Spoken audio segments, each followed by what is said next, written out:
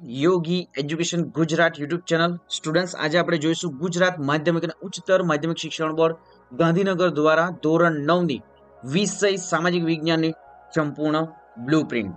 સૌપ્રથમ તો વિદ્યાર્થી મિત્રો, બ્લુપ્રિન્ટમાં આપણે જોઈશું પ્રશ્નોના પ્રકાર પ્રમાણે ગુણભાર, પ્રકરણ દીઠ ગુણભાર અને પ્રશ્નપત્રનું માળખું. અને વિદ્યાર્થી મિત્રો, આ બ્લુપ્રિન્ટ આધારિત સંપૂર્ણ સેમ્પલ પેપર. તો સૌપ્રથમ તો આપણે જોઈએ પ્રશ્નોના પ્રકાર પ્રમાણે ગુણભાર. વિદ્યાર્થી મિત્રો, તમને સમય જે છે 2 કલાક આપવામાં આવશે અને 50 ગુણનું સામાજિક વિજ્ઞાનનું પેપર રહેશે. તો જોઈએ સૌપ્રથમ તો હેતુલક્ષી પ્રશ્ન પૂછાશે, 15 પ્રશ્ન પૂછાશે અને ફરજિયાત આ 15 પ્રશ્નો લખવાના રહેશે. નેક્સ્ટ, ટૂંક જવાબી પ્રશ્નો 6 પ્રશ્નો તમારે લખવાના રહેશે. ટોટલ 9 પ્રશ્નો પૂછાશે, 12 ગુણ. ટૂંક જવાબી પ્રશ્નો 5 પ્રશ્નો લખવાના રહેશે. ટોટલ 8 પ્રશ્નો પૂછાશે અને 15 ગુણ રહેશે. વિસ્તૃત જવાબી પ્રશ્નોમાં 2 પ્રશ્નો લખવાના રહેશે. ટોટલ 3 પ્રશ્નો પૂછાશે અને 8 ગુણ રહેશે. આમ 50 ગુણની આ પરીક્ષા રહેશે. તો જોઈએ હવે વિદ્યાર્થી મિત્રો પ્રકરણ દીઠ ગુણભાર. તમે સ્ક્રીન પર પણ જોઈ શકો છો. અહીં ફર્સ્ટ જે સામાજિક વિજ્ઞાન પ્રકરણ છે, ભારતમાં બ્રિટિશ સત્તાનો ઉદય, 1 ગુણનું પૂછાશે. પ્રથમ વિશ્વયુદ્ધ અને રશિયન ક્રાંતિ 1 ગુણ. નૂતન વિશ્વ તરફ પ્રયાણ 2 ગુણ. ભારતની રાષ્ટ્રીય ચળવળો 2 ગુણ. ભારત આઝાદી તરફ પ્રયાણ 6 ગુણ. 1945 પછીનું વિશ્વ 4 ગુણ. ભારત રાજ્ય બંધારણનું ઘડતર અને લક્ષણો 2 ગુણ.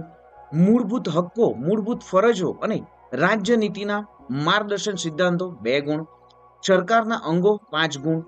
ભારતનું ન્યાયતંત્ર 5 ગુણ. ભારત સ્થાન ભૂસ્તરીય રચના ભૂપૃષ્ઠ 1 1 ગુણ. ભારત સ્થાન ભૂસ્તરીય રચના ભૂપૃષ્ઠ 2 1 ગુણ. જળ પરિવાહ 3 ગુણ. આબોહવા 5 ગુણ. કુદરતી વનસ્પતિ 5 ગુણ અને વન્ય જીવનના 5 ગુણ. આમ ટોટલ 50 ગુણનું પેપર રહેશે. વિદ્યાર્થી મિત્રો, આ ધોરણ 9 માં તમે ભણો છો તો ખાસ સંપૂર્ણ સામાજિક વિજ્ઞાન માટે વિદ્યાર્થી મિત્રો આ જે સ્ક્રીનશોટ લઈ લો, કારણ કે અહીં જે ચેપ્ટર આપવામાં છે એ ચેપ્ટર પ્રમાણે તમારે તૈયારી પણ કરવાની છે. અહીં તમે જોઈ શકો છો ફક્ત ને ફક્ત જે પ્રથમ ચેપ્ટર છે 1 માર્ક્સનું છે, બીજું ચેપ્ટર પણ 1 માર્ક્સનું છે અને સૌથી વધારે જે માર્ક્સનું જે ચેપ્ટર છે ભારત આઝાદી તરફ પ્રયાણ 5મું ચેપ્ટર છે. 1945 પછીનું વિશ્વ, એમાં પણ 4 માર્ક્સ છે. સરકારના અંગો, ભારતનું ન્યાયતંત્ર 10 ગુણ 11. સરકારના અંગો જે છે એ 5 માર્ક્સનું છે, 10મું ચેપ્ટર. 11મું ચેપ્ટર ભારતનું ન્યાયતંત્ર 5 માર્ક્સનું છે. અને વિદ્યાર્થી મિત્રો, આ સંપૂર્ણ જે 16, 17 ને 18 જે છે એ પણ 5-5 ગુણના છે. તો આ પ્રમાણે જ વિદ્યાર્થી મિત્રો તમારે તૈયારી પણ કરવાની છે અને આપણું જે સંપૂર્ણ મોડેલ પેપર છે તે આ બ્લુપ્રિન્ટ આધારિત જ તૈયાર પણ કરવામાં આવ્યું છે. તો ચેનલને સબસ્ક્રાઇબ નથી કરી, સૌપ્રથમ ચેનલ સબસ્ક્રાઇબ કરી દો, વિડીયોને લાઈક પણ કરી દો, તમારા મિત્રોને પણ વિડીયોની લિંકને શેર કરી દો. જોઈએ હવે સંપૂર્ણ જે પ્રશ્નપત્રનું માળખું. સમય 2 કલાક, ગુણ 50. વિભાગ એ, તો 1 થી 15 જે વિભાગ એમાં પૂછાશે. નીચે આપેલ પ્રશ્નોના માંગ્યા મુજબ જવાબ આપો, દરેકનો 1 ગુણ. 1 થી 4 વિકલ્પ પસંદ કરી જવાબ આપો. 5 થી 8 પ્રશ્નોમાં યોગ્ય વિકલ્પ પસંદ કરી ખાલી જગ્યા પૂરો. 9 થી 11 નીચેના વિધાનો ખરા છે કે ખોટા તે જણાવો. 12 થી 13 યોગ્ય જોડકા જોડો અને 14 થી 15 નીચેના પ્રશ્નોના 1-2 વાક્યમાં જવાબ આપો. તો આપણું પણ સંપૂર્ણ જે સેમ્પલ પેપર છે એ પણ આ પ્રશ્નપત્ર આધારિત જ, પ્રશ્નપત્રના માળખા આધારિત જ તૈયાર પણ કરવામાં આવ્યું છે. વિદ્યાર્થી મિત્રો, વિડીયોના અંત સુધી બન્યા રહેશો. નેક્સ્ટ જોઈએ 16 થી 24 વિભાગ બી, વિધાન સમજાવો, પારિભાષિક શબ્દ સમજાવો, તફાવત લખો, મને ઓળખો, ભૌગોલિક સ્થળોની ઓળખ, વ્યક્તિ વિશેષ. વિભાગ સી પ્રશ્ન ક્રમાંક રહેશે 25 થી 32, તફાવત આપો, ટૂંક નોંધ, કારણ સમજાવો, પરિસ્થિતિજન્ય પ્રશ્નોના જવાબ, રેખાંકિત નકશામાં સ્થળો દર્શાવો. 15 ગુણ રહેશે. 3 ગુણનો એક પ્રશ્નનો જવાબ જે લખશો તો 3 ગુણ તમને મળશે. જોઈએ આગળ વિભાગ ડી 33 થી 35. તો અહીં પણ વિદ્યાર્થી મિત્રો તમને 3 ટોટલ પ્રશ્ન પૂછાશે અને 3 પ્રશ્નોમાંથી 2 પ્રશ્નો લખવાના રહેશે. એક પ્રશ્નનો 4 ગુણ રહેશે. પરિસ્થિતિજન્ય પ્રશ્નોના જવાબ, સવિસ્તર પ્રશ્નોના જવાબ. તો વિદ્યાર્થી મિત્રો, આ બ્લુપ્રિન્ટ પ્રમાણે જ તમારે તૈયારી પણ કરવાની છે. ખાસ વિદ્યાર્થી મિત્રો, અહીં જે ચેપ્ટરો આપવામાં આવ્યા છે ચેપ્ટરના ગુણભાર પ્રમાણે તમારી મહેનત પણ કરવાની છે. હવે જોઈશું આપણે સંપૂર્ણ સેમ્પલ પેપર. તો ફર્સ્ટ જોઈએ તો અહીં તમને જે દ્વિતીય સત્રાંત પરીક્ષા 2025 ધોરણ 9 ગુણ 50, વિષય સામાજિક વિજ્ઞાન. પ્રકરણો છે 1 થી જે 18, જેમાં વિદ્યાર્થી મિત્રો ખાસ યાદ રાખવું કે અહીં જે 7મું પ્રકરણ જે છે એ નથી, તો એમની તૈયારી કરવાની નથી હાલમાં. તો જોઈએ હવે વિભાગ એ, પ્રશ્નક્રમ 1 થી 15 ના 10 થી 20 શબ્દોની મર્યાદામાં સૂચના મુજબ ઉત્તર લખો. યોગ્ય વિકલ્પ પસંદ કરી જવાબ આપો. રશિયાના ખેડૂતો અને ખેતદાસોનો મોટો વર્ગ કઈ વ્યવસ્થા નીચે કચડાતો હતો? ઓપ્શન તમને આપવામાં આવશે: લોકશાહી, બી સામ્યવાદ, સી જમીનદારી, ડી સામંતશાહી. તો સાચો આન્સર છે ડી સામંતશાહી. નેક્સ્ટ, ભારતમાં વેપાર કરવા માટે સૌપ્રથમ કઈ પ્રજા આવી? તો જવાબ છે પોર્ટુગીઝ. નીચેનામાંથી કયો દેશ લેખિત બંધારણ ધરાવતો નથી? તો જવાબ છે બ્રિટન. કઈ વ્યક્તિ દાંડીકૂચને મહાભિની નિષ્ક્રમણ સાથે સરખાવે છે? તો જવાબ છે મહાદેવભાઈ દેસાઈ. નેક્સ્ટ, યોગ્ય વિકલ્પો પસંદ કરી ખાલી જગ્યા પૂરો. લોર્ડ વેલેસ્લીની સહાયકારી યોજનાનો સૌપ્રથમ ખાલી જગ્યાએ સ્વીકાર કર્યો? તો જવાબ છે નિઝામે. હૈદરાબાદનો જે નિઝામ છે એમણે. વિશ્વ ઓઝોન દિવસની ઉજવણી ખાલી જગ્યાએ કરવામાં આવે છે? તો કઈ તારીખે કરવામાં આવે છે? તો 16મી સપ્ટેમ્બરે વિશ્વ ઓઝોન દિનની ઉજવણી કરવામાં આવે છે. નેક્સ્ટ, સંસદનું ઉપલું ગૃહ ખાલી જગ્યા નામે ઓળખાય છે? તો જવાબ છે રાજ્યસભા. ભારતમાં વર્ષા ઋતુનો પ્રારંભ ખાલી જગ્યા રાજ્યથી થાય છે? તો જવાબ છે કેરળ. નેક્સ્ટ, આપેલા વિધાનો ખરા છે કે ખોટા તે જણાવો. કરેંગે યા મરેંગેનું સૂત્ર સુભાષચંદ્ર બોઝે આપ્યું? તો ખોટું વિધાન છે. મહાત્મા ગાંધીએ 1942ના ભારત છોડો આંદોલન દરમિયાન આપ્યું હતું. 1976ના 42માં બંધારણને સુધારીને આમુખમાં બિનસાંપ્રદાયિક શબ્દો ઉમેરવામાં આવ્યો હતો. આ વિધાન પણ ખોટું છે. ફોજદારી દાવાઓ ચલાવનાર ન્યાયાધીશ સેશન્સ ન્યાયાધીશ કહેવાય છે? તો જવાબ છે ખરું વિધાન છે. નેક્સ્ટ, યોગ્ય જોડકા જોડો. સર્વોચ્ચ અદાલત ભારતની વાયવ્ય. તો સર્વોચ્ચ અદાલત અહીં ઓપ્શનમાં જે વિભાગ બી માં સાચા આન્સર આપવાનો છે અમદાવાદ છે, દિલ્હી છે કે પાકિસ્તાન છે? તો સર્વોચ્ચ અદાલત સાચો આન્સર છે, દિલ્હીમાં આવી છે. ભારતની વાયવ્ય, તો ભારતની વાયવ્ય છે પાકિસ્તાન આવ્યું છે. નેક્સ્ટ જોઈએ હવે, સૌપ્રથમ વાર રાજ્યમાં લોક અદાલતની રચના થઈ? તો જવાબ છે ગુજરાતમાં. આંધ્રપ્રદેશમાંથી નવું રાજ્ય બન્યું? તો સાચો આન્સર છે સી તેલંગાણા. નેક્સ્ટ જોઈએ, નીચેના પ્રશ્નના 1-2 વાક્યોમાં જવાબ આપો. બંધારણની મુસદ્દા સમિતિના અધ્યક્ષ કોણ હતા? જે બંધારણના જે ખરડા સમિતિના અધ્યક્ષ કોણ હતા? તો જવાબ છે બાબા સાહેબ આંબેડકર.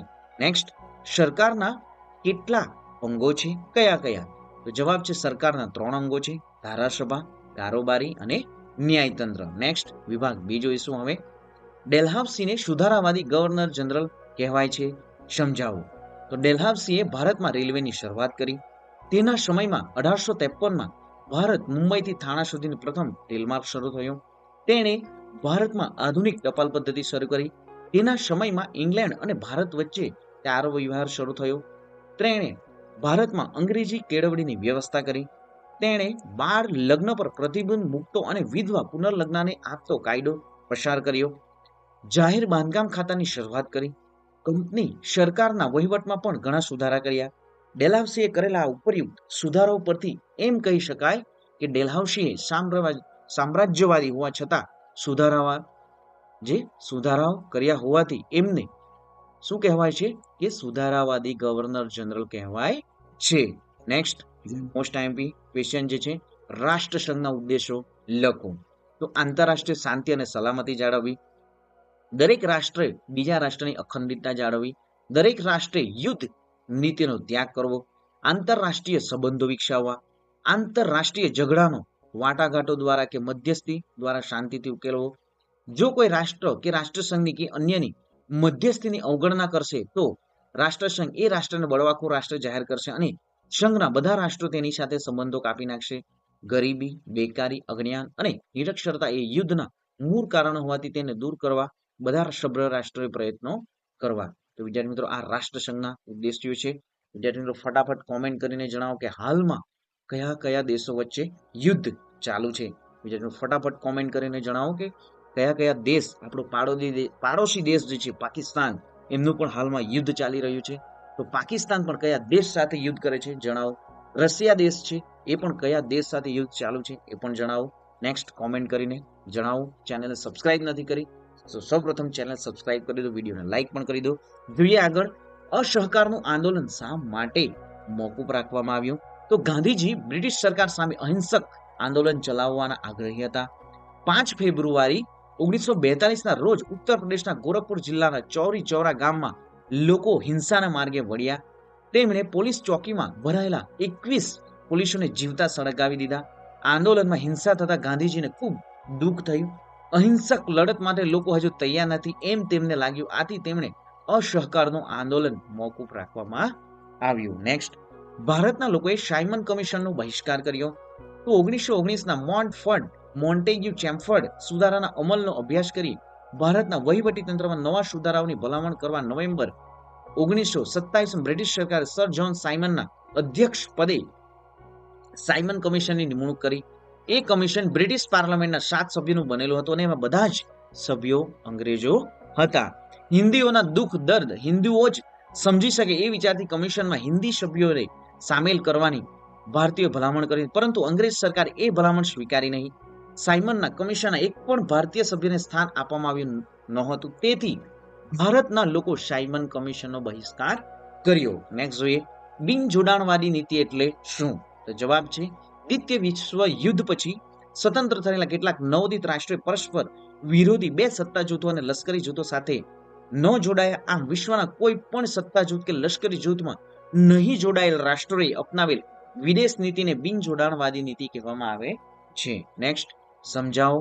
સૌપ્રથમ તો નાટો સોવિયત યુનિયન અને તેના સામ્યવાદને અંકુશિત કરવાથી ઉદ્દેશથી એપ્રિલ 1949માં અમેરિકાની પ્રેરણા અને નેતૃત્વ હેઠળ ઉત્તર એટલાન્ટિક મહાસાગરના કિનારે આવેલા પશ્ચિમી લોકશાહી દેશોનું એક લશ્કરી સંગઠન રચવામાં આવ્યું. તે NATO north east Atlantic treaty ઓર્ગેનાઇઝેશનના નામે ઓળખાય છે.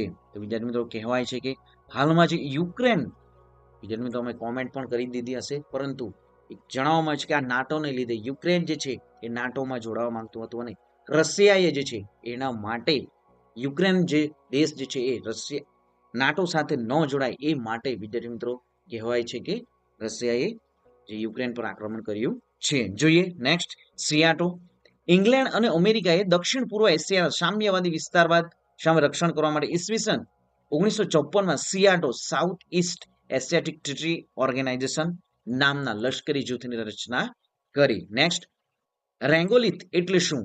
ભૂમિ આવરણમાં ખડકોના નાના મોટા ટુકડા, કાંકરા, માટી, રજ વગેરે હોય છે, જેને રેંગોલિથ કહેવામાં આવે છે. રેંગોલિથમાં શરૂઆતમાં ફક્ત જૈવિક દ્રવ્યો હોય છે. નેક્સ્ટ, હિમાલયની નદીઓ અને દ્વીપકલ્પીય નદીઓનો તફાવત સ્પષ્ટ કરો. Most IMP question. તો જોઈએ તફાવતમાં કે હિમાલયની નદીઓ, સૌપ્રથમ હિમાલયની નદીઓના બેસિન મોટા છે.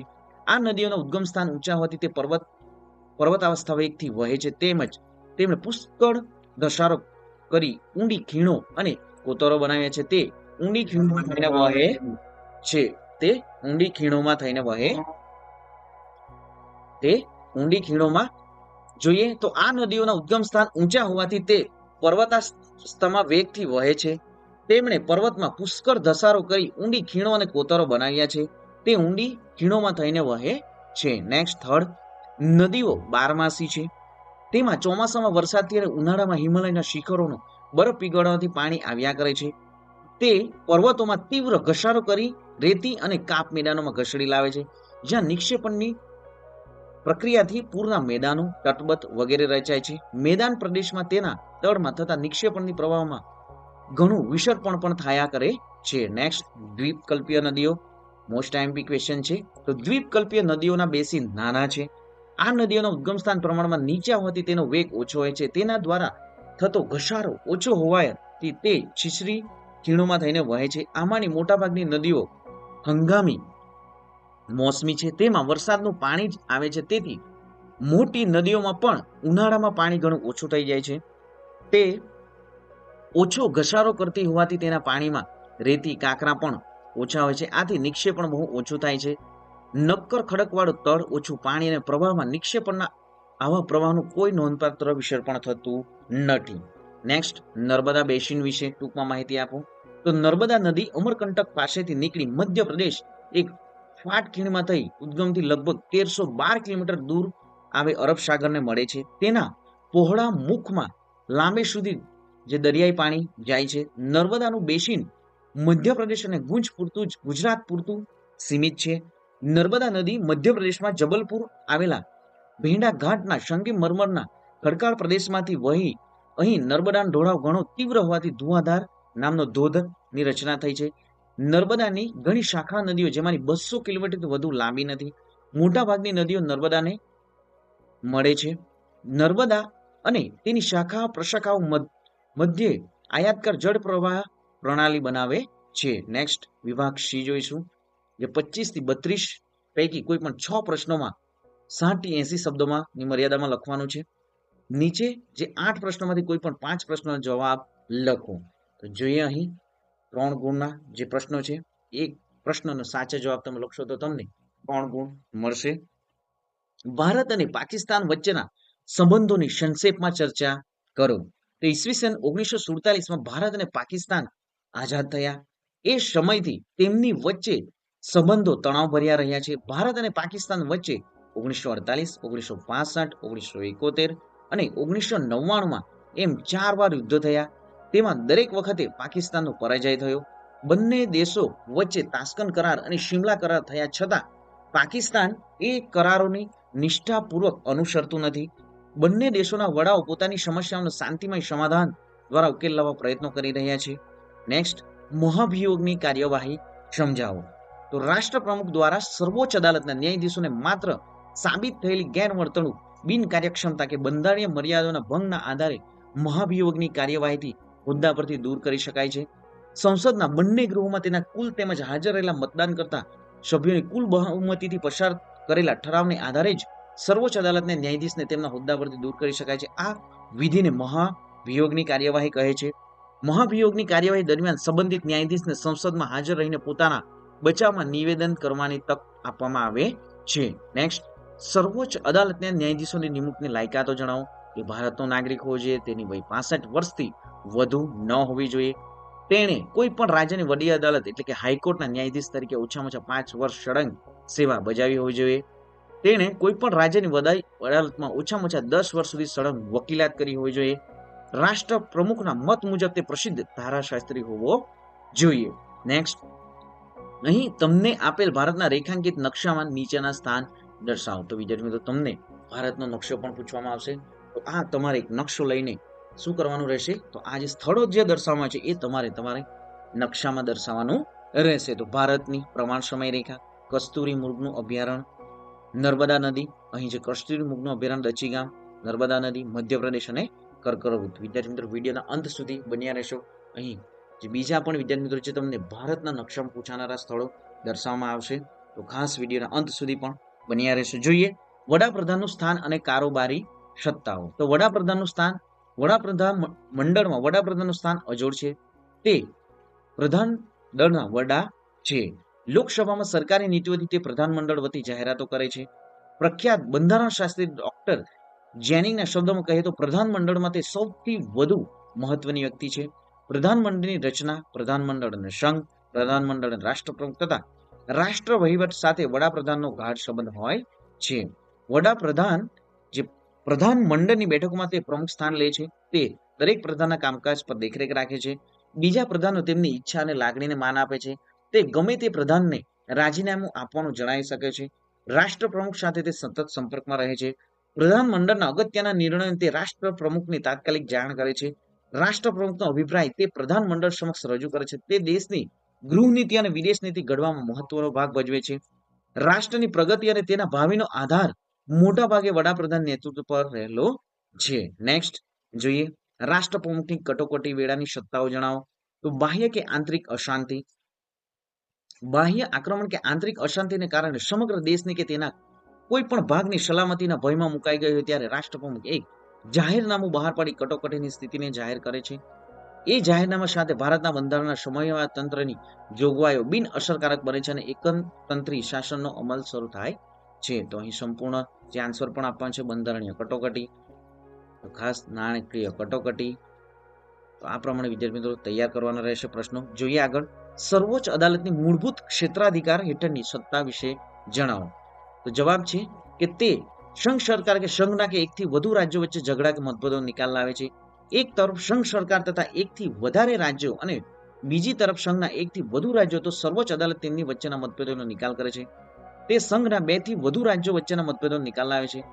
સંઘ સરકારની કોઈ પણ કાયદાકીય કે બંધારણીય કાયદેસરતાની લગતા તમામ પ્રશ્નો અંગેના ચુકાદાઓ આપે છે. સર્વોચ્ચ અદાલતના ચુકાદા આખરી હોય છે, તેને અન્યત્ર પડકારી શકાતા તે માટે શિરોમાન્ય હોય છે. નેક્સ્ટ, વન્ય જીવોના સંરક્ષણ માટે કયા કયા ઉપાયો હાથ ધરવા જોઈએ? તો આ પણ મોસ્ટ આઈએમપી છે વિદ્યાર્થી મિત્રો, એક્ઝામમાં પૂછાશે. અને વિદ્યાર્થી મિત્રો, પ્રશ્નપત્ર જે છે, તમારું પેપર જે છે એ વિદ્યાર્થી મિત્રો નીચે જે નંબર વોટ્સઅપ જે નંબર આપવામાં આવે છે એ નંબર પર તમારું જે પ્રશ્નપત્ર છે તે તમારે મોકલાવાનું છે. તો ખાસ વિદ્યાર્થી મિત્રો પ્રશ્નપત્ર નીચે નંબર પર ખાસ મોકલાવજો. જોઈએ આગળ, વન્યજીવોના સંરક્ષણ માટે કયા કયા ઉપાયો હાથ ધરવા જોઈએ? તો જોઈએ, વન્યજીવોના સંરક્ષણ માટેના ઉપાયો નીચે મુજબ છે કે જંગલોનું જતન કરી તેમનું ઉત્તરોત્તર સંવર્ધન કરવા માટે સરકારે લાંબા ગાળાનું આયોજન કરવું જોઈએ. જંગલો અને વન્યજીવોના સંરક્ષણ માટે કડક કાયદા બનાવવા જોઈએ અને તેના પાલન માટે બધા નાગરિકોએ તૈયાર રહેવું જોઈએ. સમાજના સ્વૈચ્છિક સંગઠનોએ વન્યજીવોના રક્ષણને પ્રાથમિકતા આપી તેના માટે જનજાગૃતિના કાર્યક્રમો કરવા જોઈએ. વન્યજીવોના રક્ષણની સમસ્યાને શાળાના પાઠ્યક્રમોમાં સમાઈને ભાવિ નાગરિકોને તૈયાર કરવા જોઈએ. દેશની વિકાસ યોજનાઓ, ઉદ્યોગો, રહેઠાણો, કારખાના વગેરેની આયોજન કરતા પહેલા પર્યાવરણ અને જીવસૃષ્ટિ પર થનારી સંભવિત અસરોનો અભ્યાસ કરવો જોઈએ. નેક્સ્ટ, જંગલોમાં થતી ગેરકાયદેસર વૃક્ષ છેદની પ્રવૃત્તિ અટકાવવી જોઈએ. વૃક્ષોના પોલાણોમાં પક્ષીઓ રહેતા હોય છે, તેમજ વૃક્ષોની ડાળીઓ પર તે માળા બાંધે છે. ખેતરોમાં જંતુનાશક દવાઓ વાપરવાને બદલે જૈવિક કીટનાશકો વાપરવા જોઈએ. વાતાવરણમાં પ્રદૂષણની માત્રા ઘટાડવાના પ્રયત્ન કરવા જોઈએ. જંગલમાં દાવાનળ ન સળગે તેની પૂરતી તકેદારી રાખવી જોઈએ. એ માટે પેટ્રોલિંગ અને સાવચેતીનું આગોતરું આયોજન કરવું જોઈએ. તો વિદ્યાર્થી મિત્રો, અત્યારે પણ તમે જોઈ શકો છો કે અમેરિકામાં કયા સ્થળ પર અત્યારે જે આગ લાગી છે એ વિદ્યાર્થી મિત્રો કોમેન્ટ કરીને જણાવો. ઘણા બધા વિદ્યાર્થીઓ જે ન્યૂઝપેપર કે ન્યૂઝ રીડ કરતા હશે, ન્યૂઝ જોતા હશે, એમને ખબર જ હશે કે અમેરિકાના કયા સ્થળ પર હાલમાં જે આગ લાગી છે અને જે વિદ્યાર્થી મિત્રો ઘણું જ નુકસાન થયું છે. તો ફટાફટ કોમેન્ટ કરીને જણાવો કે એ સ્થળ કયું છે. જોઈએ આગળ, નેક્સ્ટ વિભાગ ડી, હિન્દ છોડો ચળવળ અને એ ચળવળના વિવિધ બનાવો જણાવો. તો વિદ્યાર્થી મિત્રો, અહીં વિભાગ ડી માં તમને ફક્ત 3 પ્રશ્ન પૂછાશે અને 3 માંથી 2 લખવાના રહેશે અને એક પ્રશ્નના 4 ગુણ રહેશે. તો જોઈએ, હિન્દ છોડો ચળવળ અને એ ચળવળના વિવિધ બનાવો જણાવો. તો વિદ્યાર્થી મિત્રો, અહીં જે હિન્દ છોડો જે ચળવળ વિશે પણ આપવામાં આવ્યું છે અને એ ચળવળના બનાવો પણ દર્શાવવામાં આવ્યો છે. તો ખાસ વિદ્યાર્થી મિત્રો, આ સંપૂર્ણ પીડીએફ મેળવવા માટે આપણી જે ટેલિગ્રામ ચેનલ છે એ ટેલિગ્રામ ચેનલમાં જોડાઈ જવું. અને વિદ્યાર્થી મિત્રો, અહીં જે લોંગ ક્વેશ્ચન છે, એમસીક્યુ છે, ખાલી જગ્યા છે, એ તમારી આવનારી ટીએસટીની પરીક્ષામાં પણ પૂછાશે. તો ખાસ વિદ્યાર્થી મિત્રો, ટીએસટીની પરીક્ષા માટે પણ આ વિડીયો જોઈ લેવું. તમારી જે દ્વિતીય પરીક્ષા માટે તમને ઉપયોગી રહેશે જ, પણ આવનારી વાર્ષિક પરીક્ષા માટે પણ વિદ્યાર્થી મિત્રો મોસ્ટ આઈએમપી ક્વેશ્ચનો છે. તો જોઈએ નેક્સ્ટ, હવે ભારતની વૈવિધ્યસભર વન્ય સૃષ્ટિ જીવસૃષ્ટિ વિશે માહિતી આપો. તો ભારતની ભૂપૃષ્ઠ ઊંચા પર્વતો, વિશાળ નદી મેદાનો, દ્વીપકલ્પીય ઉચ્ચ પ્રદેશ, દલદલીય પ્રદેશો, સમુદ્ર કિનારા વગેરે વિવિધ સ્વરૂપોનું બનેલું છે.